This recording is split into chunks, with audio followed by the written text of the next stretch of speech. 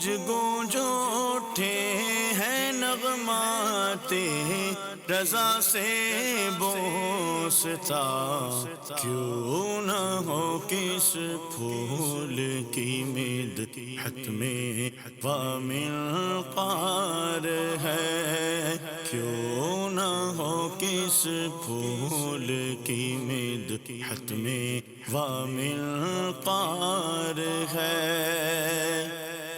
الحمدللہ رب العالمین والصلاة والسلام علی سید المرسلین، اما بعد فاعوذ باللہ من الشیطان الرجیم، بسم اللہ الرحمن الرحیم۔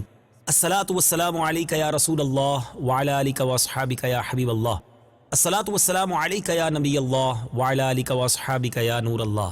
میٹھے میٹھے اسلامی بھائیوں اور مدنی چینل کے ناظرین، سلسلہ ہے نغمات رضا۔ سبحان اللہ، اس سلسلے میں امام عشق و محبت اعلیٰ حضرت کے بہت ہی خوبصورت کلام ہم پڑھتے بھی ہیں، سنتے بھی ہیں اور اس کو سمجھتے بھی ہیں۔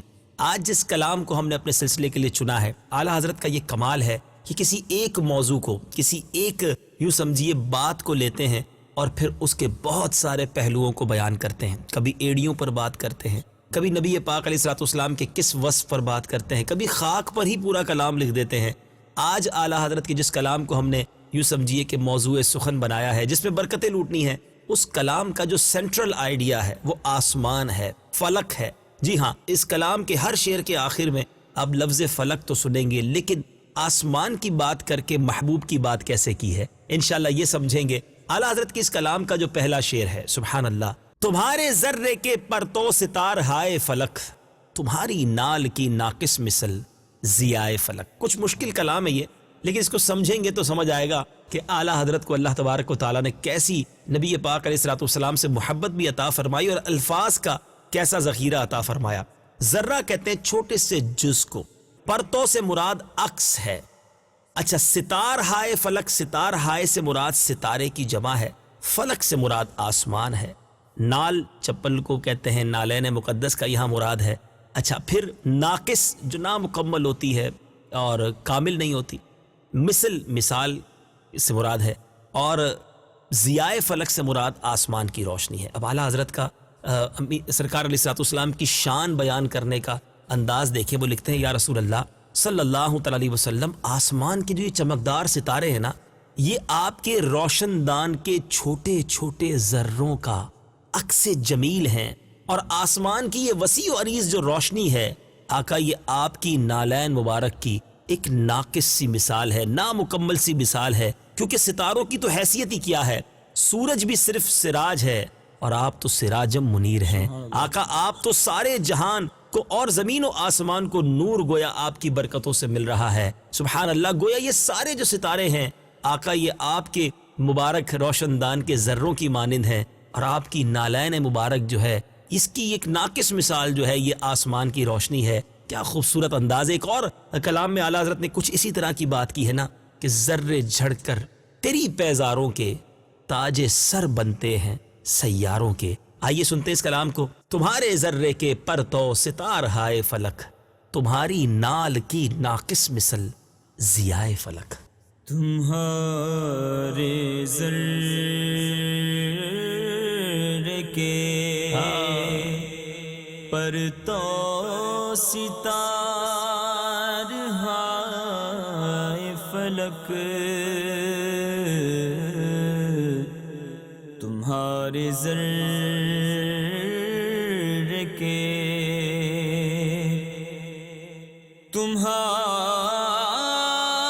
تمہارے ذرے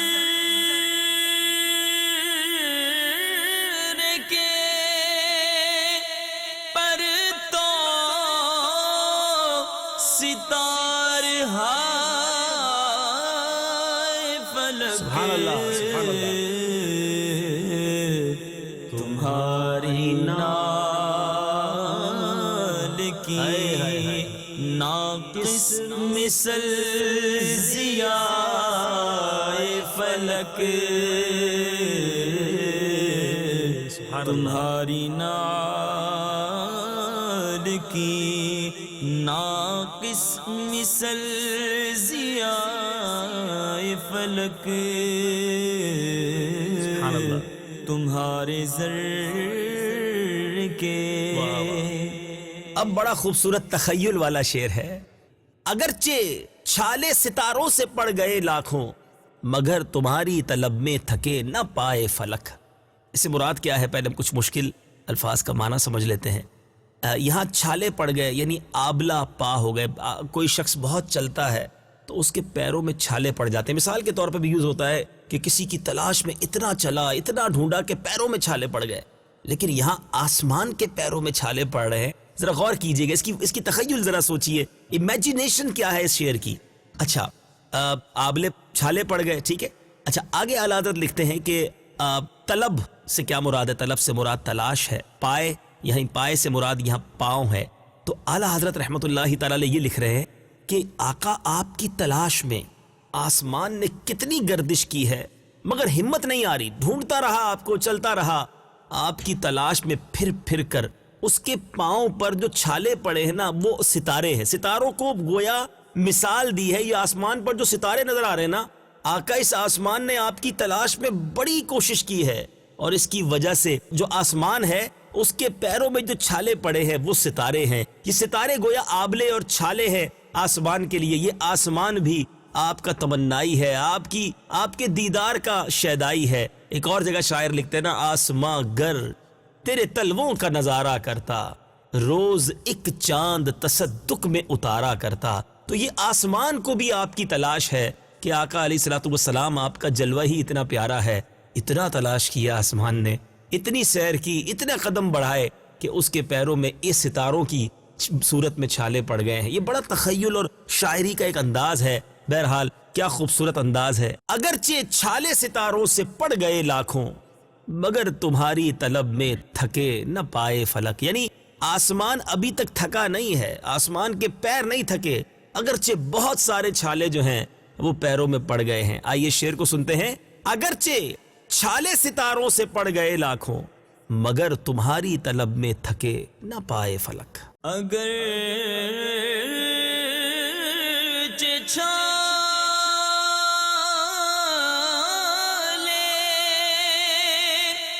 ستاروں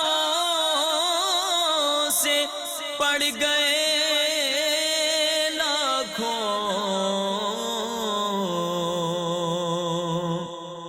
اگر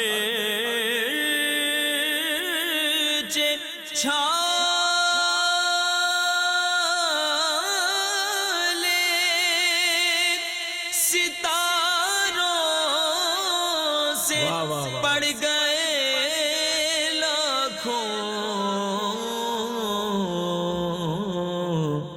مگر تمہاری طلب میں تھکے نہ پائے فلک مگر تمہاری طلب میں تھکے نہ پائے فلک. سبحان اللہ, تمہارے ذرے کے سبحان اللہ سبحان اللہ. اگلے شعر میں اعلیٰ حضرت نبی پاک علیہ الصلوۃ والسلام کی رفعت و بلندی کا تذکرہ کس پیارے انداز میں کر رہے ہیں. سرے فلک نہ کبھی تاب آستاں پہنچا, سرے فلک نہ کبھی تاب آستاں پہنچا کہ ابتدائے بلندی تھی انتہائے فلک. سبحان اللہ سبحان اللہ. ذرا اس شعر میں جو مشکل الفاظ ہے پہلے اس کا معنی سمجھ لے. سر فلک سے مراد ہے آسمان کا سرا, سر آسمان, آسمان کی جو ٹاپ لیول ہے. کہتے ہیں با آستاں, آستانے تک. ابتدا یعنی آغاز کو کہتے ہیں, انتہا یعنی اختتام کو کہتے ہیں. اعلیٰ حضرت امام اہل سنت فرماتے ہیں کہ بھلا آسمان کا سر, یعنی ایک تو کسی بھی چیز کی بلندی اس کا سر ہوتا ہے نا, آسمان ویسے ہی بلند ہے, آسمان کا سر بھی جو ہے وہ آپ کے آستانے تک کیسے پہنچ سکتا ہے؟ کیونکہ جہاں آسمان کی بلندی کی انتہا ہو رہی ہے آقا وہاں سے آپ کے آستانے کی رفعت کا آغاز ہو رہا ہے. آقا وہاں سے آپ کے آستانے کی جو رفعت ہے اس کی سٹارٹ ہے. آسمان کا جو سر ہے وہاں کیسے پہنچ سکتا ہے؟ کیا خوبصورت انداز ہے. اے میرے میٹھے اسلامی بھائیوں, نبی پاک علیہ الصلوۃ والسلام کی اسی رفعت و بلندی کا انداز, تذکرے کا انداز اعلیٰ حضرت نے ایک اور کلام میں اپنایا. امام عشق و محبت اعلیٰ حضرت لکھتے ہیں نا, عرش حق ہے مسند رفعت رسول اللہ کی, دیکھنی ہے حشر میں عزت رسول اللہ کی. ذرا اس شعر کو سمجھیے، سبحان اللہ کیا خوبصورت بات ہے. سرے فلک نہ کبھی تابا آستاں پہنچا کہ ابتدائے بلندی تھی انتہائے فلک. سرے فلک نہ کبھی تاب آستاں پہنچا. سبحان اللہ. سرے فلک نہ کبھی تاب آستاں پہنچا کہ ابتدا بلندی تھی انتہا فلک کہ ابتدا بلندی تھی انتہا فلک تمہارے زر کے. سبحان اللہ سبحان اللہ. تمہاری یاد میں گزری تھی جاگتے شب بھر چلی نسیم ہوئے بند دید ہائے فلک. آج تک کسی کی یاد میں کسی انسان کو تو رات بھر جاگتے آپ نے سنا ہوگا. اعلیٰ حضرت یہ کس کے بارے میں تذکرہ کر رہے ہیں کہ کس کی یاد میں کس کی رات جاگتے میں گزری. سبحان اللہ. جاگتے شب بھر، شب بھر سے مراد یہاں رات بھر ہے. نسیم کہتے صبح جو ٹھنڈی ہوا چلتی ہے، باد صبا چلتی ہے. اور دید ہائے سے مراد دیدہ کی جمع، آنکھ کو دیدہ کہتے ہیں، دیدہ کی جمع دید ہائے، دو آنکھیں. امام عشق و محبت اعلیٰ حضرت کچھ اس طرح لکھتے ہیں کہ یا رسول اللہ آپ کی یاد میں آسمان نے ساری رات جاگتے ہوئے گزاری ہے. ساری رات آسمان جو ہے وہ آپ کی یاد میں جاگتا رہا. جب آپ کے قدموں کو چھو کر باد صبا چلی، صبح کی صبا، صبح کی ہوا چلی، تو اب تھکے ہارے آسمان نے آنکھیں بند کر لی. اس کی آنکھ لگ گئی. تو جب آسمان کی آنکھ لگتی ہے تو اب آنکھ بند ہوئی تو اس ستارے جو ہیں گویا اب آنکھوں کی مانند بتایا جا رہا ہے کہ جیسے صبح ہوتی ہے تو سارے ستارے جو ہے اس کی روشنی ختم ہو جاتی ہے تو گویا آسمان سو جاتا ہے اور سورج آپ کے غلاموں کی جو ہے وہ خدمت کے لیے حاضری دیتا ہے. تو بڑا خوبصورت تخیل ہے کہ رات بھر جو یہ آسمان آپ کو جاگتا نظر آتا ہے، اس کے ستارے جو ہیں اس کی آنکھیں کھلی ہوئی ہیں، گویا یہ نبی پاک کی یاد میں ایک ٹک ٹکی باندھ کر جاگ رہا ہے. اور جب صبح ہوتی ہے ٹھنڈی ہوا چلتی ہے تو آسمان بھی سو جاتا ہے، اس کی آنکھیں بند ہوتی ہیں تو ستارے بھی غائب ہو جاتے ہیں. تخیل رضا کی کیا بات ہے. سبحان اللہ.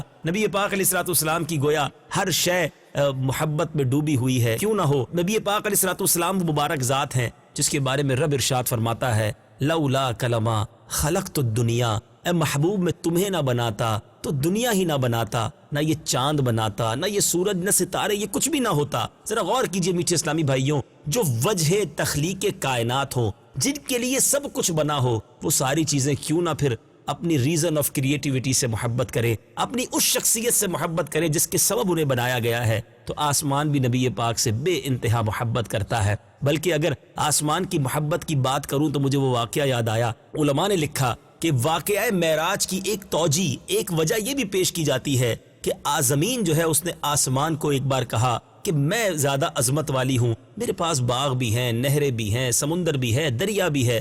آسمان نے کہا میرے پاس سورج ہیں، ستارے ہیں، بادل ہیں، میں عظمت والا ہوں. پھر زمین نے کہا کہ بات یہ ہے کہ نبی پاک میرے پاس ہیں، آقا ہمارے پاس ہیں. تو آسمان نے رب کی بارگاہ میں فریاد کی کہ مولا یہ زمین مجھے تانے دیتی ہے کہ نبی پاک اس کے پاس ہیں، کوئی ایسا کرم فرما اے اللہ نبی پاک کا کوئی ایک پھیرا آسمانوں پر ہو جائے. پیارے آقا کا آسمانوں کی طرف جانا، شب معراج جو آسمانوں کی سیر کرنا ہے، اس کی ایک وجہ علماء نے یہ بھی لکھی ہے کہ یہ درخواست تھی آسمان کی اللہ کی بارگاہ میں کہ مولا تیرے حبیب کے قدم مجھ تک آ جائیں تو میں بھی متبرک اور میں بھی عظمت والا ہو جاؤں. اللہ غنی، پھر کیوں آسمان محبت نہ کرے. اعلیٰ حضرت کیا پیاری بات لکھتے ہیں، تمہاری یاد میں گزری تھی جاگتے شب بھر چلی نسیم ہوئے بند دید ہائے فلک. تمہاری یاد میں گزری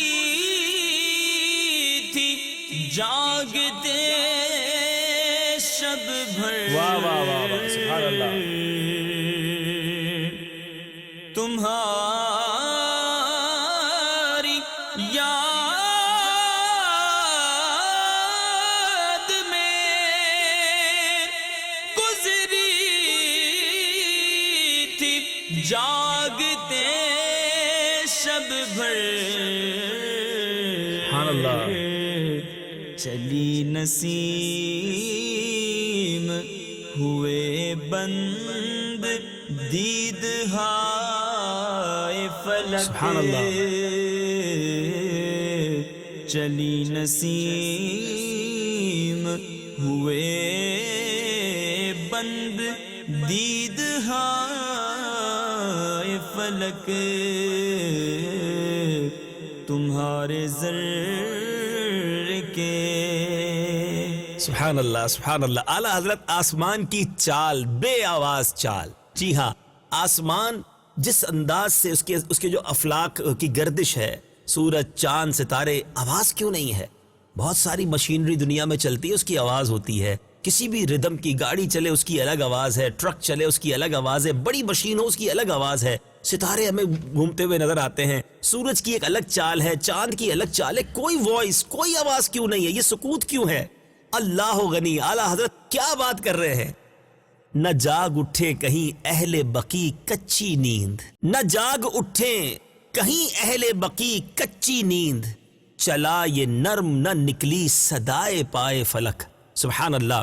اس کے ذرا پہلے مشکل الفاظ کے معنی سمجھ لیں. اہل بقی یعنی جنت البقی کا وہ قبرستان اور اس میں آرام فرما وہ صحابہ کرام اہل بیت اطہار کی کئی عظیم ہستیاں وہاں پر آرام فرما ہے. یاد رہے یہ وہ مبارک قبرستان ہے کہ جس کے اندر کم و بیش بتایا جاتا ہے 10,000 صحابہ کرام مدفون ہیں. حدیث پاک کا مضمون ہے کہ تم میں سے جس سے ہو سکے وہ مدینے میں مرے, کہ جو مدینے میں مرے گا میں اس کی شفاعت کروں گا. اللہ تعالیٰ مجھے بھی اور آپ کو بھی مدینہ پاک میں ایمان اور عافیت کے ساتھ موت بھی عطا کرے, جنت البقی مدفن ہمارا بنا دے. لیکن کیا خوبصورت بات اعلیٰ حضرت لکھتے ہیں کہ اہل بقی آپ سمجھ گئے, چلا یہ نرم یعنی نرمی سے چلا.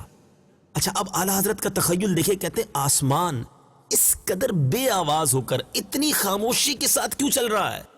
اس لیے کہ اہل بقی جو ہے نا, جنت البقی میں جو نبی پاک کے صحابہ کرام ہیں, آپ کے گھر والے ہیں, اہل بیت جو آرام کر رہے ہیں نا, ان کی نیند خراب نہ ہو جائے. وہ جس نیند میں موجود ہیں, جو جنت کی طرف یوں سمجھے ان کا سفر جاری ہے, کیونکہ مومنین جو ہے نا میٹھے اسلامی بھائی, وہ قبر میں بھی بڑے سکون کی نیند سوتے ہیں. بلکہ جو اللہ کا نیک بندہ قبر میں جاتا ہے اسے ایک آواز آتی ہے, نم کا نومت العروس, سو جا کے جیسے دلہن سوتی ہے اس طرح بے خوف سو جا. اللہ اللہ. تو اعلیٰ حضرت لکھتے ہیں یہ جو آسمان کی اس پوری چال میں کہیں بھی آواز نہیں ہے نا, یہ آسمان اس ادب کو ملحوظ رکھے ہوئے ہے کہ کہیں اہل بقی کی نیند جو ہے وہ جو نیند سے وہ بیدار نہ ہو جائے, ان کی سما خراشی نہ ہو جائے. کیا تخیل اعلیٰ حضرت کا. اس سے ملتی جلتی ایک بات اعلیٰ حضرت ایک اور شعر میں کرتے ہیں, لکھتے خوف ہے سما خراشی یہ سگے طیبہ کا, خوف ہے سما خراشی یہ سگے طیبہ کا, ورنہ کیا یاد نہیں نہ لاؤ افغاں ہم کو. اعلیٰ حضرت کہتے ہیں مجھے بھی زور زور سے رونا آتا ہے, مجھے بھی نبی پاک کی یاد میں بلند آواز سے رونا آتا ہے, لیکن مدینے جا کر میں زیادہ بلند آواز سے نہیں روتا, کیونکہ مجھے خوف ہے کہ کہیں مدینے کے جو کتے ہیں نا ان کی نیند میں خلل نہ پڑ جائے, ان کے آرام میں خلل نہ پڑ جائے. کیا بات ہے اعلیٰ حضرت کی اور کیا بات ہے ان کے تخیل کی. ذرا سنیے کیا خوبصورت بات. آسمان بے آواز ہے, کیوں بے آواز ہے؟ اس کے پیچھے بھی ایک راز ہے, یہ عشق کی بات ہے. لکھتے ہیں نہ جاگ اٹھے کہیں اہل بقی کچی نیند, چلا یہ نرم نہ نکلی صدائے پائے فلک. نہ جاگ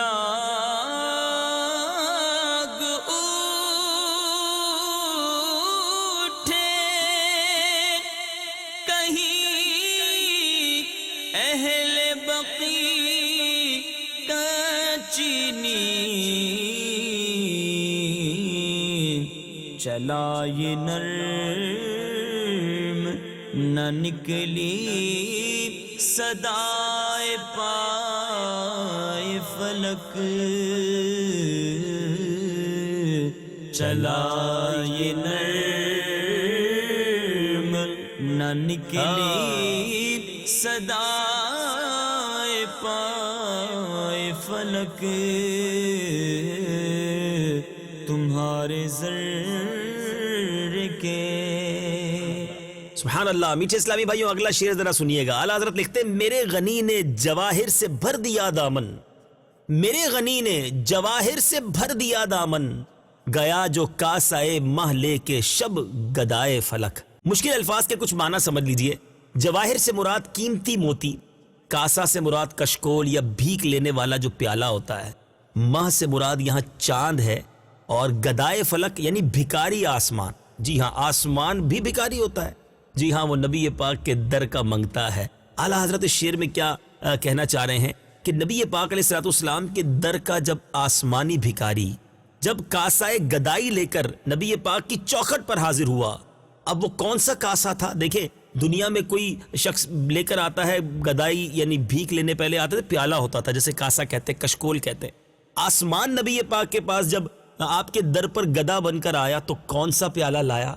کہا وہ کاسائے مہ لے کر آیا, یعنی چاند کا پیالہ لے کر آیا. چاند کو آپ نے دیکھا ہوگا, جب وہ پہلی رات کا چاند ہو نا تو وہ بالکل ایک پیالے کی مانند, ایک کشکول کی مانند ہوتا ہے. تو نبی پاک علیہ الصلوۃ والسلام کی بارگاہ میں جب چاند کا کاسا لے کر آسمان بھکاری بن کر آتا ہے تو نبی پاک اپنی سخاوت کے مطابق اس کا کشکول جو ہے وہ قیمتی موتیوں, اور وہ موتی کیا ہیں؟ وہ ستارے ہیں. نبی پاک کی برکت سے وہ ستارے پیارے آقا عطا فرماتے ہیں, کیونکہ حدیث پاک کے مطابق حضور کی آسمانوں پر بھی حکومت ہے, اس لیے کہ آپ کے دو وزیر آسمانوں پر بھی ہیں, حضرت جبرائیل اور حضرت میکائیل علیہ الصلوۃ والسلام. نبی پاک کی احادیث میں ہے کہ دو آسمانوں پر نبی پاک کے وزیر ہیں, دو زمین پر وزیر ہیں. تو جو آسمانوں پر وزیر ہیں وہ حضرت جبرائیل ہیں, حضرت میکائیل ہیں. تو پھر تو چاند کا بھی تو حق بنتا ہے کہ سوالی بن کر در رسول پر دستے طلب دراز کرے. اور جب چاند سے پوچھا کہ بڑے سخی کے دربار پہ گیا تھا تو کیا ملا, تو گویا چاند جھوم کر کہتا ہے ان کا کرم بس ان کا کرم ہے,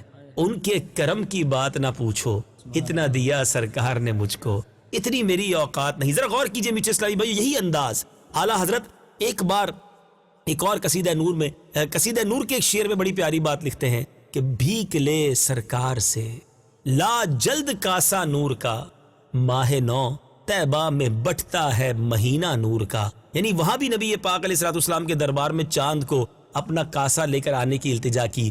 جب آسمان جو ہے بھکاری بن کر چاند کا کاسا لے کر آتا ہے تو نبی پاک جواہر سے گویا موتیوں سے چاند کا دامن بھر دیتے ہیں. کیا لکھا اعلیٰ حضرت نے, میرے غنی نے جواہر سے بھر دیا دامن, گیا جو کاسائے مہ لے کے شب گدائے فلک. میرے غنی نے جواہر سے بھر دیا دامن,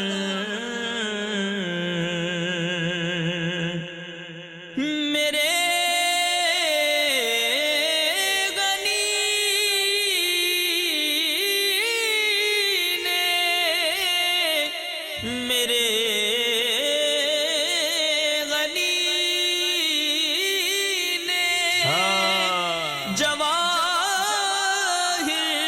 جواہر سے بھر دیا دامن, گیا جو کاسائے محلے کے شب گدائے فلک, گیا جو کاسائے محلے کے شب گدائے فلک. سبحان اللہ, سبحان اللہ, تمہارے زر کے. سبحان اللہ. میٹھے میٹھے اسلامی بھائیوں, اب اہل بیت اطہار کا تذکرہ, ان کی سادگی کا تذکرہ, اور کتنے پیارے انداز میں وہ تذکرہ کیا. یہ اہل بیت کی چکی سے چال سیکھی ہے, رواں ہے بے مدد دست آسیائے فلک. میٹھے میٹھے اسلامی بھائیوں, یہاں پہلے مشکل الفاظ کے معنی سمجھ لیتے ہیں. اہل بیت نبی پاک علیہ الصلوۃ والسلام کا جو خاندان ہے اس سے مراد یہ ہے, چال یعنی چلنا, رواں یعنی جاری, بے مدد دست یعنی ہاتھ کی مدد کے بغیر, آسیہ بھی چکی کو کہتے ہیں. یا اعلیٰ حضرت کیا خوبصورت بات لکھتے ہیں کہ بی بی فاطمہ خاتون جنت کی وہ مبارک چکی, جی ہاں خاتون جنت ہے, نبی پاک کے جگر کا ٹکڑا ہے, مگر اپنے ہاتھ سے چکی پیسا کرتی تھی, گھر کے کام خود کیا کرتی تھی. ہاتھوں میں چھالے پڑ گئے. نبی پاک علیہ الصلوۃ والسلام سے جب غلام یا کنیز مانگنے کی باری آئی تو نبی پاک نے اپنی صاحبزادی کو کیسا درس دیا. غلام یا کنیز نہ دی بلکہ تسبیح فاطمہ عطا کر دی کہ اے فاطمہ جب تھک جایا کرو 33 بار سبحان اللہ، 33 بار الحمدللہ، 34 بار اللہ اکبر پڑھ لیا کرو. جی ہاں مدنی چینل کے ناظرین، جس تسبیح کو ہم تسبیح فاطمہ کہتے ہیں، نمازوں کے بعد پڑھتے ہیں، یہ اسی چکی کی برکت سے ملی ہے. اعلیٰ حضرت کہتے ہیں کہ جس چکی کی برکت سے ساری دنیا کو وہ تسبیح فاطمہ عطا ہوئی، گویا اسی چکی کی برکت سے دنیا بھر میں ذکر الہی ہو رہا ہے. اس چکی سے میرے رب کو کتنا پیار ہوگا. تو اللہ تبارک و تعالیٰ نے آسمانوں کو بھی چکی کی طرح چلنے کا قیامت تک حکم دے دیا ہے کہ اے آسمان، اگر میرے نبی کی امت تسبیح فاطمہ سے فیضیاب ہو رہی ہے تو فاطمہ کی اس ادا کو اپنا، تاکہ دنیا جان لے کہ ادھر بھی انہی کا فیض ہے، ادھر بھی انہی کا فیض ہے. یہ اہل بیت کی چکی سے چال سیکھی ہے، رواں ہے بے مدد دست آسیائے فلک. یہ اہل بیت کی چکی سے چال سیکھی ہے، رواں ہے بے مدد دست آسیا فلک،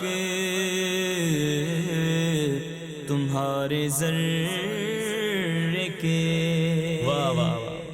اعلیٰ حضرت کا مقطع عطر کلام ہوا کرتا ہے. آئیے وقت ہوا ہے عطر حاصل کرنے کا. اعلیٰ حضرت لکھتے ہیں رضا یہ نعت نبی نے بلندیاں بخشی، رضا یہ نعت نبی نے بلندیاں بخشی، لقب زمین فلک کا ہوا سمائے فلک. سبحان اللہ. یہاں اعلیٰ حضرت کیا کہنا چاہتے ہیں؟ زمین فلک سے مراد یہاں زمین فلک، فلک کی زمین کون سی ہوتی ہے؟ بڑی اہم بات ہے. فلک تو کہتے ہیں آسمان کو ہے، تو زمین فلک سے مراد یہ ہے فلک کی زمین، یعنی نعت جس کا آخری لفظ فلک ہے. یعنی یہ شاعری کی دنیا کا ایک انداز ہوتا ہے کہ کس زمین پر نعت لکھی ہے، تو فلک کی زمین پر نعت لکھی، کیونکہ ہر شعر کے آخر میں لفظ فلک آ رہا ہے. تو اعلیٰ حضرت کہتے ہیں یہ نبی پاک کی نعت کی برکت ہے، نبی پاک کے ذکر کی برکت ہے کہ میں نے تو زمین فلک پر نعت لکھی تھی، فلک لفظ کو استعمال کیا تھا، مگر میری اس نعت کو اللہ تبارک و تعالیٰ نے ایسی مقبولیت بخشی کہ سما کہتے بلندی کو. یہ نعت مشہوری ہو گئی. کون سی نعت؟ بلندی والی نعت، فلک والی نعت. سبحان اللہ. اعلیٰ حضرت یہاں بھی گویا اپنی نعت کی بات تو کر رہے ہیں مگر برکت بتا رہے ہیں میرے آقا کے ذکر کی، کہ ذکر نبی کا یہ فائدہ ہے کہ میرے نعت تو زمین فلک پر لکھی مگر وہ بن گئی سمائے فلک. ایک اور جگہ اپنے مرشدی کی طرف اشارہ کر کے کہتے نا، اے رضا یہ احمد نوری کا فیض نور ہے، ہو گئی میری غزل بڑھ کر قصیدہ نور کا. تو بزرگوں کا فیضان جب ملتا ہے تو وہ بات ہی نرالی ہو جاتی ہے. کیا لکھتے ہیں؟ رضا یہ نعت نبی نے بلندیاں بخشیں، لقب زمین فلک کا ہوا سمائے فلک. رضا یہ نعت نبی نے بلندیاں بخشی، رضا